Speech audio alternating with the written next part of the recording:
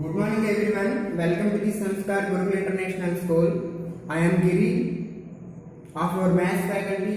Today I am going to start very interesting concept, that is relations and functions.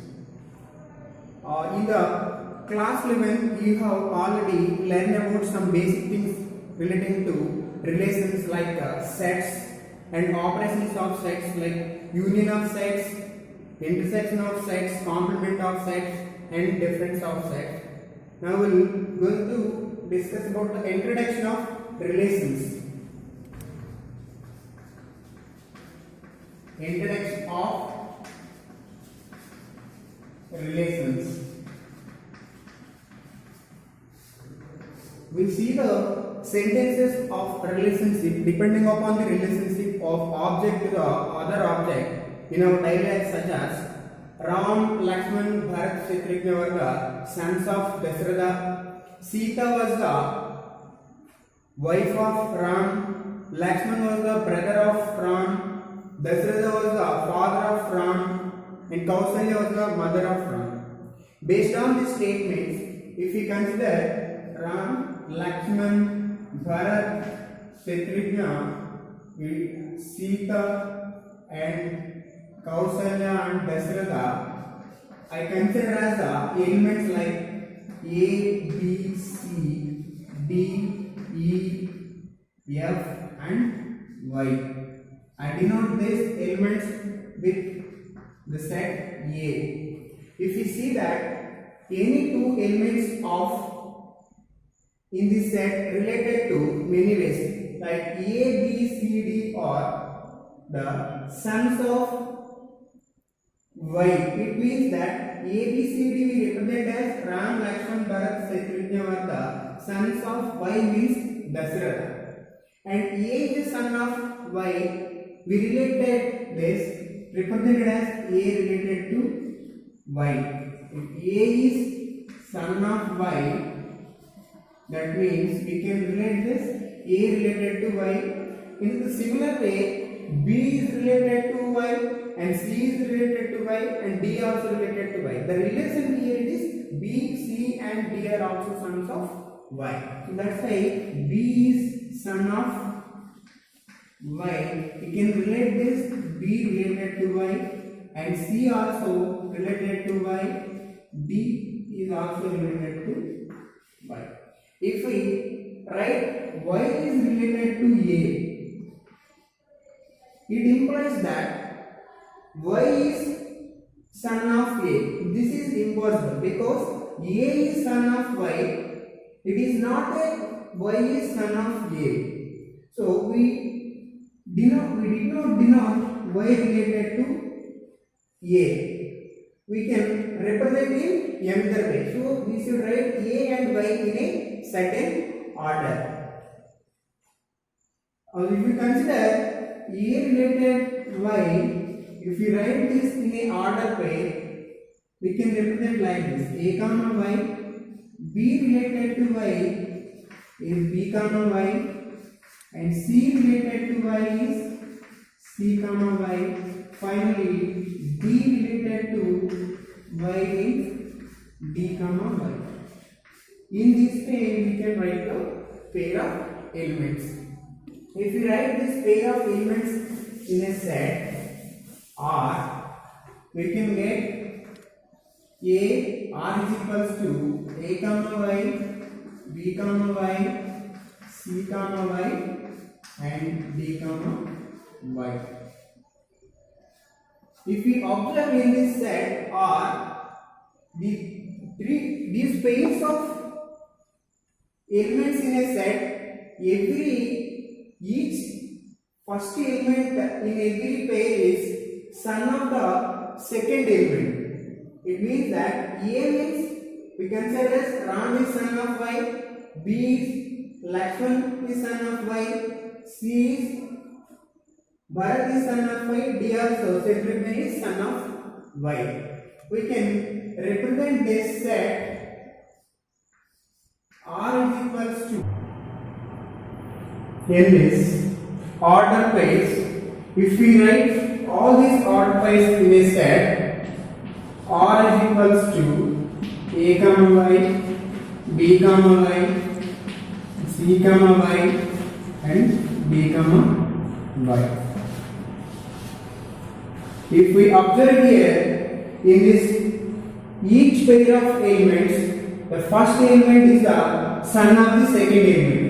A we represent as Ram, B is Lakshman, C Bharat, D is Shatrughan. Here Y represents Dasharatha. So here every element means A, B, C and D are the sons of the second element Y. Symbolically, we can write this relation R is equals to x comma y such that x comma y belongs to A, where A is son of x is son of y. It is clearly observed that R is subset of A cross A. Based on this, we can define the relation. Now let's see the definition of relation. A relation R from a non-empty set A to another non-empty set B is subset of A cross B. That means R is subset of A cross B, or we can write in another way, R is subset of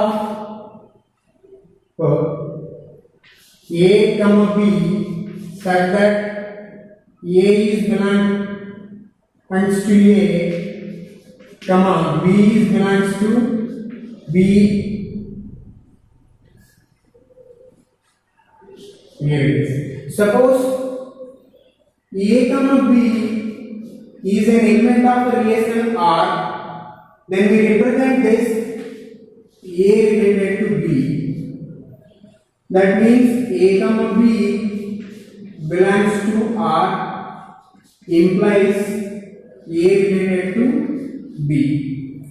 This pair A comma B does not belong to R. We can represent this A is not related to B. Now let's see some points related to set is. The first one is any subset of A cross A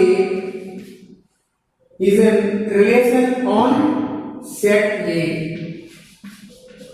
Suppose a set A has m elements, B has n elements, then the number of elements in A cross B is equals to m into n. For example, A has 3 elements, B has 4 elements. The number of elements in A cross B is equals to 3 into 4. That is equals to total 12 elements. And we can also find out the number of relations from A to B. Suppose set A has 3 elements and set B has 2 elements. Then number of relations from A to B is equals to 2 power m into n. That means 2 power m I consider as 3, n is 2. Then 3 into 2, that is equals to 6. 2 power 6 is how much? 64. So the number of relations from A to B is equals to 64. If R is defined as A cross B, then A is called as domain of the relation R. A is domain of the relation R, and B is called range of the relation. Range of relation R. And one more important point is the range and domain of any null set is always pi. Null set means it is void set or empty set. The range and the domain of null set is always pi. Next, we have different types of relations. Under that, the first one is empty relation. First one is empty relation.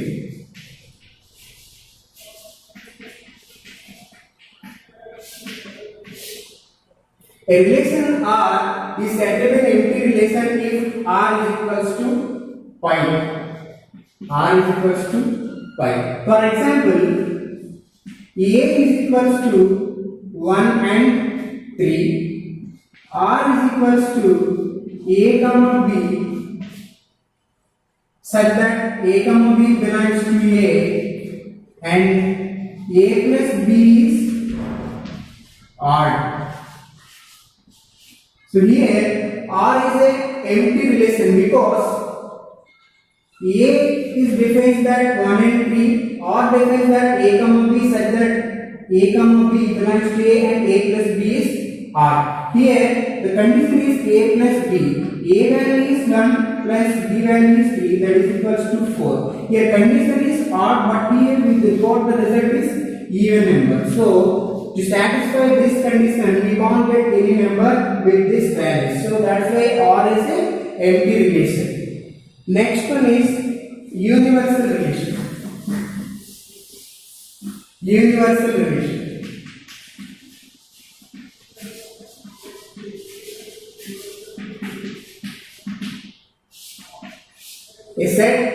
A relation R is said to be a universal relation from A to B is R is subset of A cross B. So for example, A is equals to 1 and 2 and B is equals to 3 and 4. Now A cross B is equals to 1 3 and 1 4 and 2 3 and 2 4. So here this set represents the number of elements in A cross B.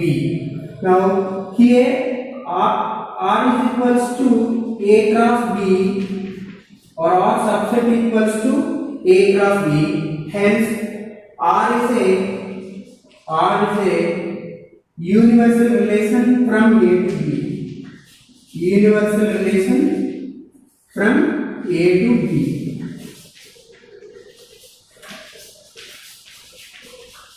Next we have identity relation. Identity relation.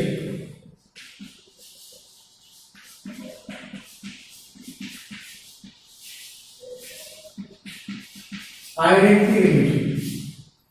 A relation R is said to be a direct relation if R is equals to A comma B and A comma B belongs to A and A is equals to B. We can symbolically write this A comma B, A comma A, that implies for all A belongs to A. What we are writing here A. Here the condition is A is equals to B. In place of B, we can write A. So that's why this relation is A comma A such that for all A belongs to A. We can denote the identity relation using IA. Suppose, to take an example, A is equals to 3, 4 and 5. Now IA, identity relation of A is equals to 3 comma 3 and 4 comma 4 and 5 comma 5. Because the identity relation means that A comma A such that for all A belongs to A. So 3 is related to 3 and 4 is related to 4 and 5 is related to 5 only. In the identity relation, every element of A is related to itself only. Otherwise, it not tends to the identity relation.